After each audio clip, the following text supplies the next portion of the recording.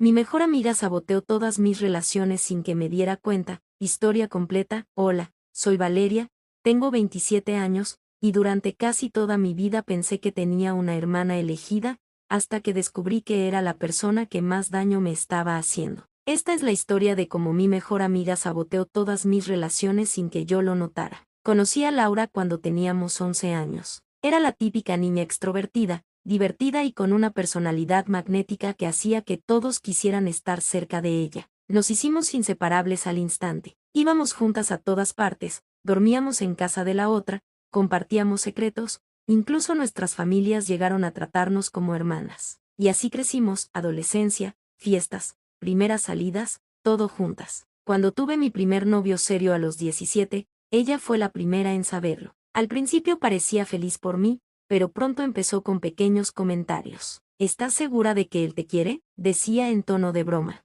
No te vayas a ilusionar demasiado. No le di importancia, pensé que solo estaba cuidándome, pero con el tiempo, empecé a notar que se comportaba extraño cuando él estaba cerca. Por ejemplo, lo ignoraba si intentaba hablarle, o se ponía muy sarcástica con él en reuniones. A veces incluso lo hacía sentir incómodo a propósito. Un día, él me dijo que creía que Laura no lo soportaba, y semanas después, sin una razón clara, me pidió terminar. Solo dijo que sentía que yo no estaba 100% disponible emocionalmente. No conecté los puntos. Pasaron los años y con cada relación fue lo mismo. Al principio todo iba bien, pero tarde o temprano Laura aparecía con alguna observación, que si el chico no era lo suficientemente bueno para mí, que si lo había visto coqueteando con otra, que si tenía una vibra rara. Y siempre, de algún modo, tenía razón. Al menos, eso creía yo. Recuerdo a Martín, uno de los hombres que más quise. Ella me advirtió desde el inicio que no le gustaba y que tenía secretos. Al principio me reí, pero luego empezó a mostrarme capturas de pantalla de mensajes sospechosos que él supuestamente había publicado en redes sociales. Me sembró tantas dudas que terminé la relación antes siquiera de preguntarle qué estaba pasando. Años después,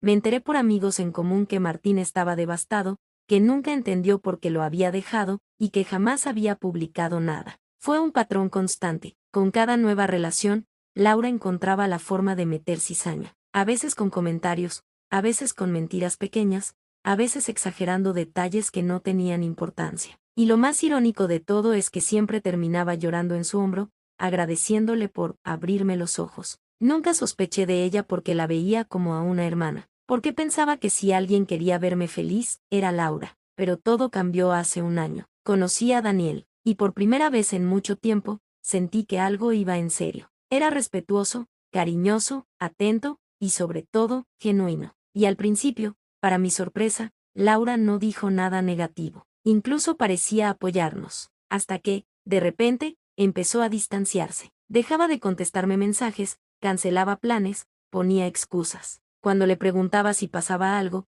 decía que estaba bien, pero su energía cambió por completo. Entonces, una noche, Daniel llegó a casa con cara de preocupación. Me contó que había recibido un mensaje anónimo con capturas de conversaciones mías, coqueteando con otro hombre. Obviamente eran falsas. Eran pantallazos editados. Y ahí, algo dentro de mí hizo clic. Era la misma táctica que Laura había usado antes, solo que esta vez estaba más claro. Demasiado. No dije nada esa noche, pero mi mente no dejó de dar vueltas. Por primera vez en mi vida, dudé de mi mejor amiga. Y esa duda fue el inicio del fin de nuestra amistad. Lo que descubrí después no solo me rompió el corazón, me hizo cuestionar toda mi vida. Después de aquella noche con Daniel, no pude dormir. Tenía el corazón en un puño, y lo peor de todo es que no podía dejar de pensar en Laura. ¿Era posible que hubiera sido ella? ¿Estaba paranoica? ¿O simplemente me estaba negando a aceptar una verdad que había estado frente a mis ojos durante años? A la mañana siguiente, decidí que iba a llegar al fondo de todo. No le dije nada a Daniel, no quería preocuparlo ni arruinar la relación con sospechas sin fundamento, pero empecé a observar con atención cada pequeño detalle. Lo primero que hice fue revisar los mensajes anónimos que había recibido. Y algo saltó a la vista: el estilo de escritura era demasiado familiar. Las comas, la forma en que usaba las mayúsculas, incluso los errores ortográficos eran los mismos que había visto 1000 veces en los mensajes que Laura me mandaba. Quise pensar que era una coincidencia, hasta que un par de días después, Daniel me dijo que alguien lo había agregado a redes sociales desde una cuenta falsa y le había enviado fotos mías saliendo con un amigo del trabajo. Las fotos eran reales, pero estaban totalmente fuera de contexto. Habíamos salido a almorzar porque teníamos un proyecto pendiente, y las imágenes estaban tomadas con zoom, desde lejos, como si alguien nos hubiera estado siguiendo. Fue ahí cuando se me fue la sangre al suelo. La única persona que sabía a qué hora y en qué lugar iba a estar ese día era Laura. Quise hablar con ella, pero decidí no hacerlo todavía. Necesitaba pruebas. Así que elaboré un pequeño plan. Una tarde, fingí que iba a tener una cita con un nuevo chico que había conocido en el gimnasio. Le conté a Laura detalles falsos, el lugar, la hora, incluso el nombre. Y lo más importante, no se lo dije absolutamente a nadie más. 3 días después, mi supuesto nuevo chico recibió un mensaje en sus redes. Deberías saber que Valeria no es quien dice ser. Tiene novio, y no es el único. Yo había creado esa cuenta falsa solo para probar una teoría, y funcionó. El único modo en que alguien pudiera mandar ese mensaje era si Laura lo había hecho. No podía creerlo. Mi mejor amiga, mi hermana elegida, la persona en quien más confiaba, me estaba saboteando a propósito. No dormí esa noche. Pensé en cada relación que se había arruinado, en cada momento en que lloré en su hombro, en cada vez que pensé que el problema era yo, y me di cuenta de que Laura no era mi aliada, era mi enemiga más cercana. Al día siguiente, decidí confrontarla. La cité en una cafetería y cuando llegó, intenté mantener la calma. Laura, dije, con voz firme, ¿hay algo que quieras decirme? ¿Sobre qué? Respondió, fingiendo confusión. Sobre las fotos, los mensajes, las mentiras, sobre sabotear cada relación que he tenido. Al principio se rió. Luego, cuando vio que no estaba jugando, su expresión cambió por completo. Se quedó en silencio. Y luego dijo algo que nunca olvidaré: no lo hice por maldad, Valeria. Lo hice por ti. Todos esos hombres no eran lo suficientemente buenos. Todos te iban a lastimar. No tenías derecho, respondí, temblando de rabia. No era tu decisión. Su rostro se tensó. ¿Sabes qué? Tal vez sí lo hice por ti, pero también porque no soporto verte con nadie. Cada vez que empiezas una relación, dejas de estar ahí, dejas de ser mi Valeria. Esa frase me atravesó como un cuchillo. No era amor fraternal, era posesión. Laura no quería protegerme, quería controlarme. Me levanté y la dejé ahí, llorando y llamándome por mi nombre. No miré atrás. Pensé que con eso se había terminado todo, que había cerrado ese capítulo de mi vida, pero estaba muy equivocada. Laura no iba a rendirse tan fácilmente. Y lo que hizo después fue mucho más retorcido de lo que imaginé. Después de aquella confrontación en la cafetería,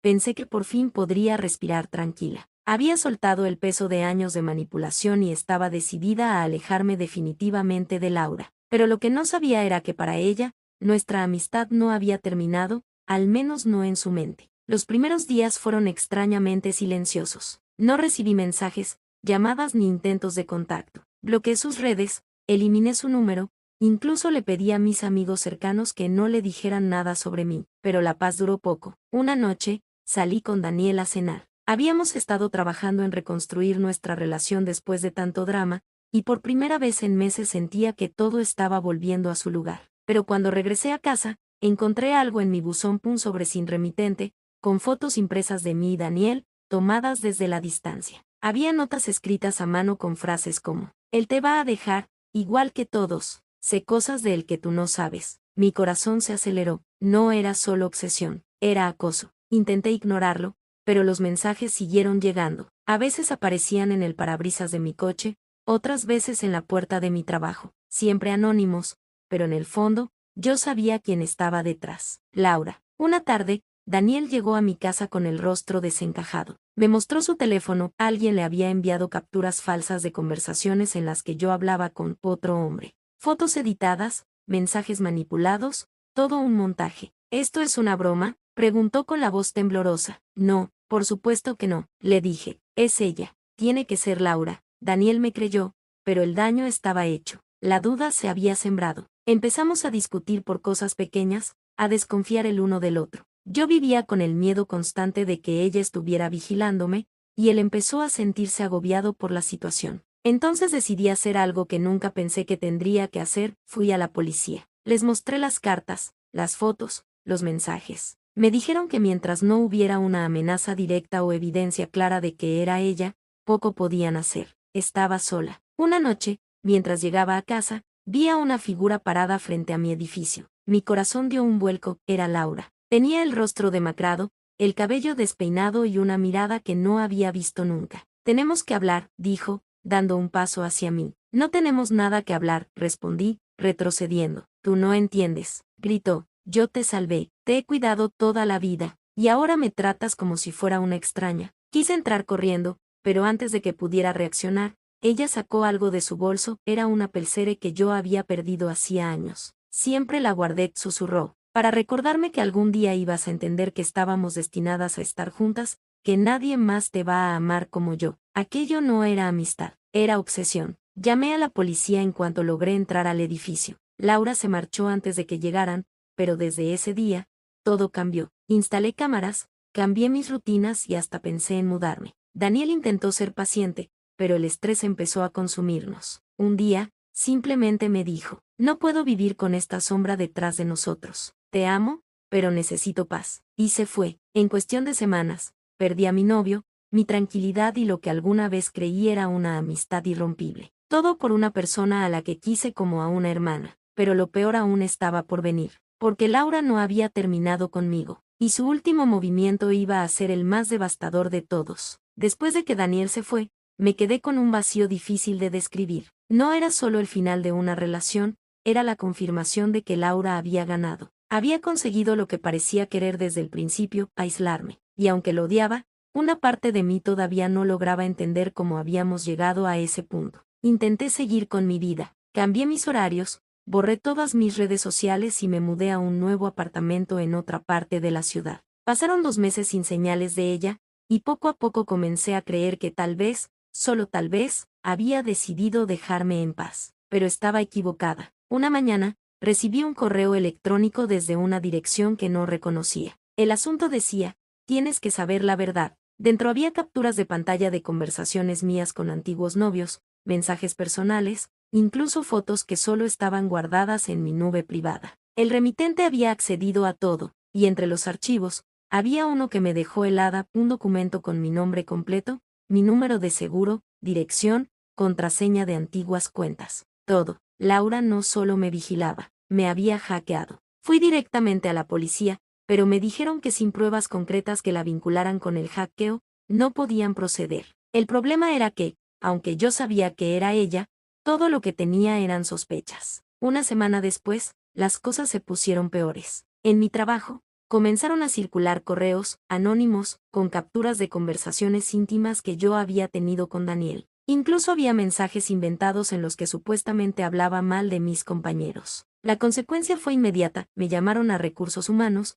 me interrogaron y aunque no me despidieron, mi reputación quedó destrozada. Fue entonces cuando me quebré. Lloré en el baño de la oficina como nunca antes. No solo había perdido a Daniel, ahora estaba a punto de perder mi carrera. Y todo por culpa de una persona que alguna vez consideré mi hermana del alma. Una noche, mientras revisaba mi buzón, encontré un sobre sin remitente. Dentro había una foto nuestra de adolescentes, abrazadas, con una nota escrita detrás. Si hubieras sabido quedarte cerca, todo esto no habría pasado. Esa fue la gota que derramó el vaso. Decidí que si la policía no podía hacer nada, yo lo haría. Comencé a recopilar todo: correos, mensajes, fotos, fechas. Contacté a un abogado especializado en acoso y le conté todo desde el principio. Y mientras el proceso avanzaba lentamente, empecé a reconstruir mi vida en silencio. Pensé que con eso bastaría, que ella se cansaría al ver que no lograba destruirme del todo. Pero una noche, al regresar a casa, noté algo extraño: la puerta estaba mal cerrada. Entré con cautela, y el lugar estaba revuelto. Mis cajones abiertos, mis papeles tirados, mis cosas personales esparcidas por el suelo. Y en medio del caos, una nota pegada en el espejo del baño: te dije que no te fueras. Llamé a la policía de inmediato. Esta vez, al tratarse de una invasión de propiedad, por fin tomaron medidas más serias. Iniciaron una investigación, pero Laura desapareció. Cambió de número, cerró sus redes, y nadie sabía dónde estaba. Pasaron semanas. Empecé a relajarme un poco, creyendo que quizá había huido de la ciudad. Hasta que, una tarde cualquiera, mientras hacía fila en el supermercado, la vi. Estaba a solo 3 personas delante de mí, con la misma expresión tranquila con la que siempre la recordaba. Y cuando giró la cabeza, sus ojos se clavaron en los míos. Sonrió. Una sonrisa lenta, casi satisfecha. No dijo nada, no se acercó, solo pagó sus cosas y salió. Pero en esa mirada entendí algo aterrador: Laura no se había ido. Solo estaba esperando el momento adecuado para su último golpe, y lo que vino después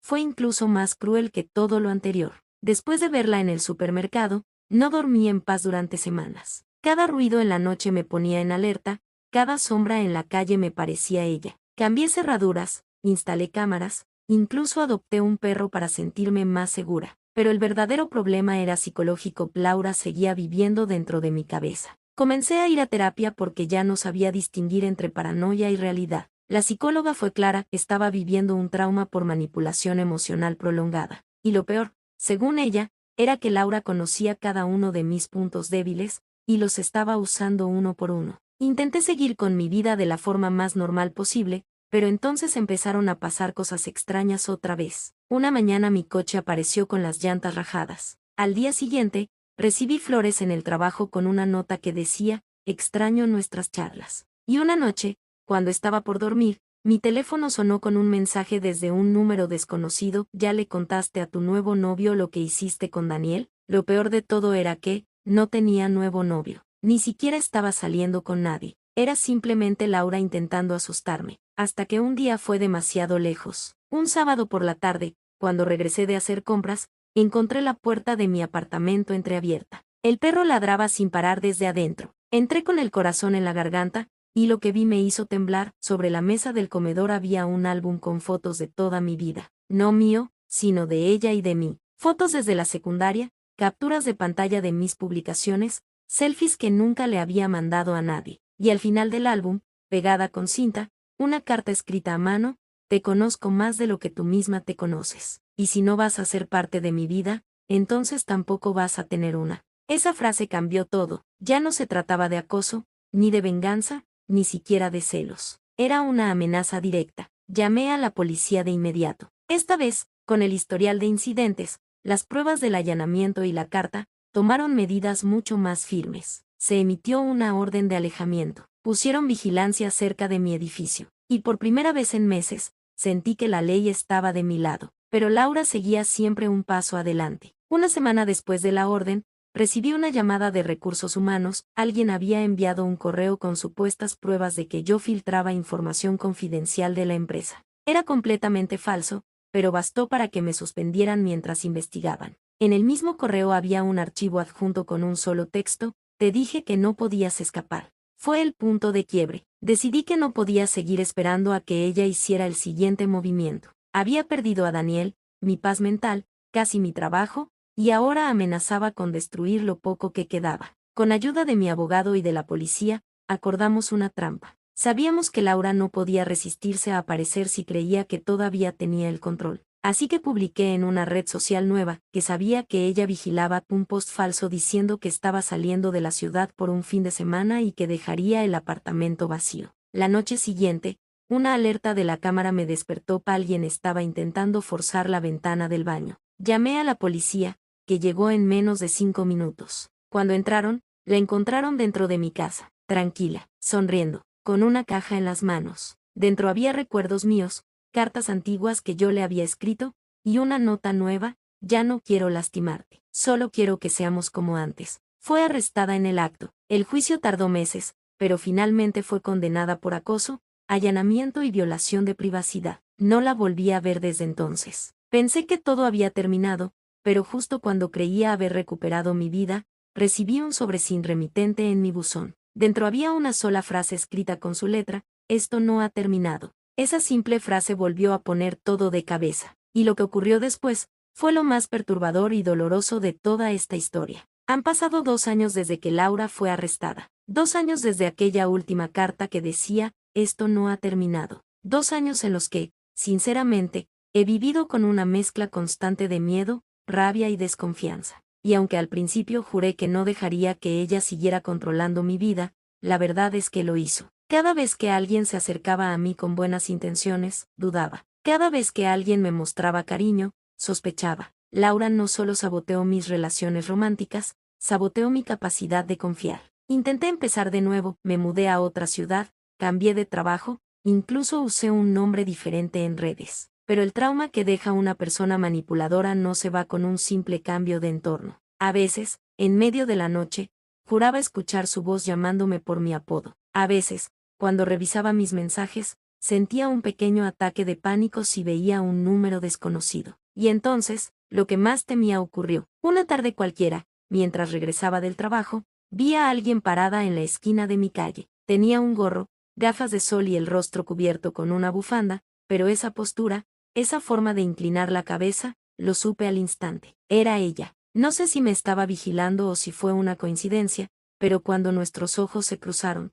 sonrió. Esa misma sonrisa que conocía de memoria. No dijo nada, solo se dio la vuelta y se alejó caminando. Llamé a la policía de inmediato, pero no pudieron hacer nada sin pruebas claras. La orden de alejamiento seguía vigente, pero si no había evidencia de que era realmente ella, no podían actuar. Fue como volver al punto de partida. Esa noche me derrumbé, lloré como no lo hacía desde que todo empezó, no por miedo, sino por impotencia, porque me di cuenta de que Laura había ganado, de alguna manera. Había dejado una cicatriz tan profunda en mi mente que incluso si desaparecía del planeta, una parte de mí seguiría mirando por encima del hombro, esperando verla. Durante semanas intenté entender el porqué. ¿Por qué alguien que se hacía llamar mejor amiga podía odiarme tanto, o amar tanto la idea de tenerme bajo control? Y la respuesta más cercana que encontré fue: Laura nunca me quiso a mí. Quiso el poder que tenía sobre mí, y perderlo fue lo único que no pudo soportar. Meses después recibí una carta más,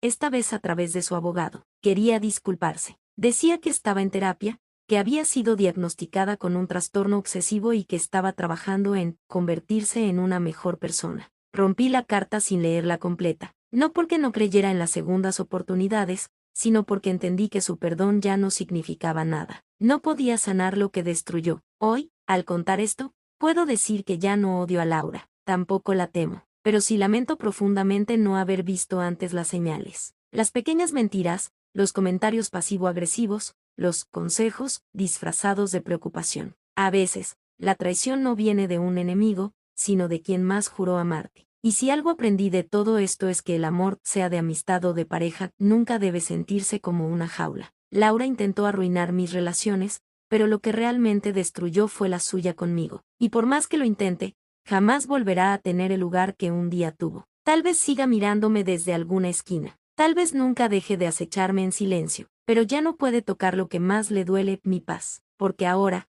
finalmente, es mía. Y no pienso volver a entregársela a nadie que intente quitármela. Cada historia tiene un eco. ¿Escuchaste el tuyo? Dale a like, comenta, comparte y suscríbete y acompáñame en los próximos relatos. Soy Narrox, y esto es Ecos de la Cueva.